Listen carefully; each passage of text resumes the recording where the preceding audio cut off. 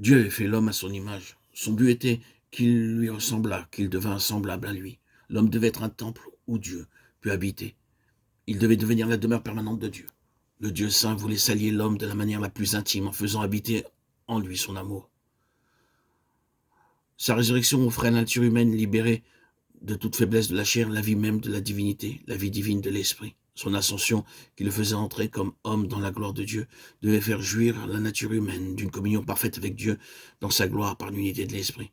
Et malgré tout cela, l'œuvre de l'esprit n'était pas complète. Quelque chose manquait encore, la chose essentielle pour nous. Comment le Père pouvait-il habiter en l'homme ici-bas comme il habitait en Christ?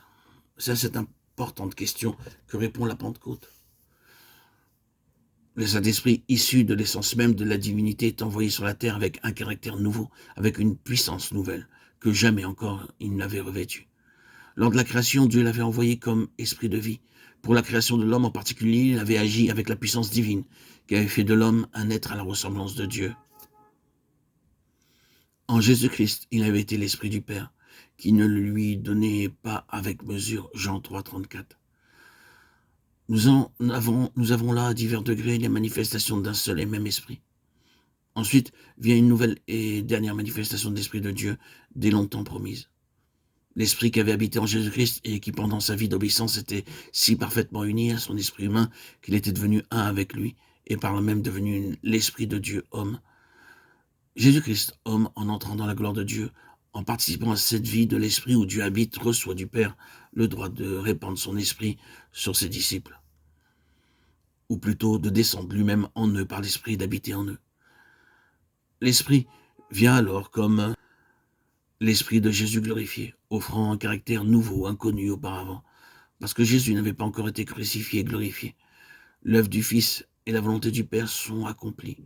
Le cœur de l'homme est réellement désormais la demeure de son Dieu. N'avais-je pas raison de dire que la Pentecôte est la plus grande de toutes les fêtes chrétiennes? Le mystère de Bethléem est sans doute incompréhensible et plein de gloire.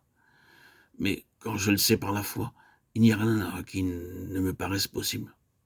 Que le Saint-Esprit soit venu former un corps saint et pur pour le Fils de Dieu, et que dans ce corps vienne habiter l'Esprit, c'est là sans doute un miracle de la puissance divine. Mais que ce même Esprit vienne à présent habiter les corps d'hommes pécheurs, que le Père lui-même vienne ainsi faire sa demeure en eux, n'est-ce pas là une grâce qui surpasse toute intelligence? Et pourtant, gloire en soi à Dieu, c'est ce que la Pentecôte nous apporte.